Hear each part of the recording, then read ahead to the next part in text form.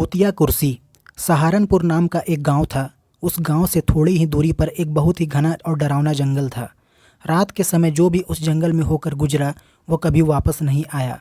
उसी जंगल में एक बहुत ही सिद्ध तांत्रिक बाबा रहता था। उसे तंत्र मंत्र के अलावा और कोई भी काम नहीं आता था। वह उस जंगल में रहकर भूतों से बात करता था और उनको अपने वश में कर लिया करता था। कभी कभी गांव में किसी की तबीयत खराब होती थी तो वो लोग उसके पास जाते थे और वह तांत्रिक अपने तंत्र मंत्र से उन लोगों को ठीक कर देता था। गांव के लोगों को उस तांत्रिक पर बहुत विश्वास हो गया था। उन लोगों को लग रहा था कि तांत्रिक हमारा और हमारे गांव का रक्षक बनकर आया है, लेकिन उन्हें पता नहीं था वह तांत्रिक अपने जादू मंत्र से धीरे धीरे गांव के एक एक आदमी को गायब करता जा रहा था। तांत्रिक ने अपने पास एक कुर्सी रखी थी। वो कोई मामूली कुर्सी नहीं थी। जब भी वह पूजा पाठ करता था उसी कुर्सी पर बैठकर करता था, ताकि वह सिद्ध तांत्रिक बन सके और जो चाहे वह कर सके। कुछ समय बाद गांव में हड़कंप मच गया कि आखिर हमारे गांव के लोग धीरे धीरे कहाँ गायब हो रहे हैं। फिर उन्हें उस तांत्रिक बाबा पर शक हुआ और एक दिन गांव के कुछ लोग उस जंगल की ओर चल दिए, ये पता करने के लिए कि आखिर हमारे गांव के लोग अचानक गायब कहाँ हो जाते हैं। वे लोग धीरे धीरे जंगल के बहुत अंदर चले गए। जंगल एकदम घना और डरावना था। थोड़े ही दूर आगे जाने के बाद उन्हें एक रोशनी जलती नज़र आई। फिर वे लोग वहां जाते हैं और देखते हैं कि वह तांत्रिक एक बहुत ही पुरानी कुर्सी पर बैठा है और वह तांत्रिक अपने पैर के नीचे एक आदमी को दबाए रखा है जो कि बेहोश हालत में था।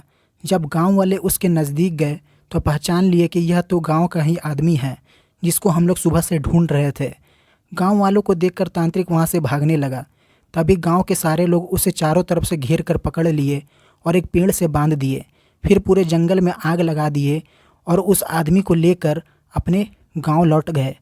अब उस तांत्रिक ने देखा कि गांव वालों ने जंगल में आग लगा दी है, अब तो मैं नहीं बचूंगा। वह बहुत चिल्लाया, मुझे बचाओ मुझे बचाओ, लेकिन उसे कोई बचाने नहीं आया और धीरे धीरे आग की लपटें तांत्रिक के पास गई और वह आग जल के मर गया। लेकिन उसकी कुर्सी जैसी थी वैसे ही रही। उसे एक आँच तक नहीं लगी क्योंकि तांत्रिक ने उस कुर्सी को जादू मंत्र से बनाया था। यह बात किसी को भी पता नहीं चला कि वह तांत्रिक मरने के बाद भी नहीं मरेगा। गांव वाले अब खुश थे कि अब हमें किसी भी बात का डर नहीं है। कुछ समय बीतने के बाद एक दिन गांव का एक आदमी दोपहर के समय अपने खेत में काम कर रहा था। गर्मी का दिन था और उसे बहुत ज़ोर से प्यास लगी थी। वह पानी पी के थोड़ा आराम करने के लिए उसी जंगल में चला गया जहाँ तांत्रिक रहा करता था। वहाँ जाकर देखा कि एक बहुत सुंदर कुर्सी रखी हुई है। वह देखने में बहुत लुभावनी कुर्सी लग रही थी, मगर वह एक भूतिया कुर्सी थी। वह आदमी उसे लेकर अपने घर आ गया। उस कुर्सी को देखते ही मन एकदम खुश हो जाता था। उसके घर वाले भी कुर्सी को देखकर खुश हो गए।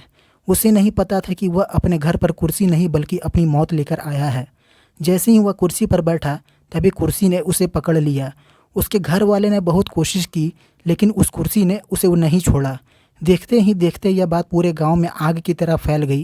गांव के लोगों ने भी बहुत कोशिश की उसे उस कुर्सी से अलग करने की, लेकिन वो लोग भी असफल हो गए। उस कुर्सी को काटने और तोड़ने की भी कोशिश की गई, लेकिन उस कुर्सी का कुछ नहीं हुआ। थोड़ी देर बाद गांव वालों के सामने ही उस कुर्सी में अपने आप ही आग लग गई। देखते ही देखते वो कुर्सी जलकर राख हो गई और वो आदमी तड़प तड़प कर मर गया। उसके मरते ही वो आदमी और उसकी जली हुई राख सब के सब गायब हो गए। ऐसा लग रहा था कि यहाँ कुछ हुआ ही नहीं है। तब से ऐसी घटना हर 2 या 3 दिन पर गांव में होती गई। कभी कुर्सी तो कभी टेबल तो कभी खटिया बनकर लोगों को लुभाता रहा और उन्हें तड़पा तड़पा कर मारता रहा। उस कुर्सी वाले भूत ने गांव में इतना दहशत फैला दिया कि सभी लोग गांव छोड़ने के लिए सोचने लगे। फिर एक आदमी ने इस सब से बचने का उपाय किया। वह एक साधु बाबा के पास गया और अपने गाँव में होने वाली सारी घटना के बारे में बताया। दूसरे दिन सुबह सुबह ही वह साधु बाबा उस गाँव में आए और सबको अपने घर से चावल, घी और लाल कपड़ा लाने को कहा। साधु बाबा ने उस गांव के चौराहे पर एक पूजा करवाई। साधु बाबा ने सुबह से शाम तक उस पूजा में हवन किया और सभी लोगों को उस लाल कपड़े में थोड़ा थोड़ा चावल डाल कर दिए और बोले, इस कपड़े को सब अपने घर के दरवाजे पर लटका देना, अब से कोई तुम्हारा कुछ नहीं बिगाड़ पाएगा। सारे लोगों ने ऐसा ही किया जैसा साधु बाबा ने बताया था। उस दिन से उस भूत ने किसी का कुछ नुकसान नहीं किया और गाँव के लोग बिना डर के अच्छे से रहने लगे।